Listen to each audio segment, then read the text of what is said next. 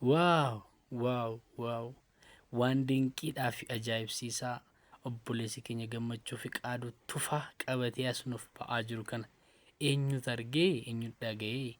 Hundi keessaniyyuu baga gammaddan jenna. Obboleessa qaalii Waaqni nuuf kennaa godhee nuuf kenne kana nus kunoo gammachuudhaan simachuudhaaf itti ba'aa jirra.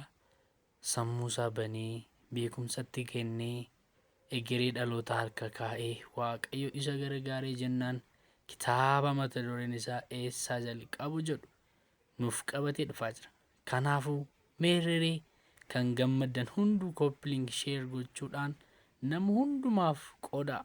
Ergaan kun nama hunda ni fayyada. Guddaaf xiqqaa hin jedhu.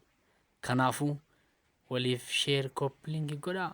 Asumaan dhaamsa kooti an eebbaa kabbadaadha. Galatoomaa.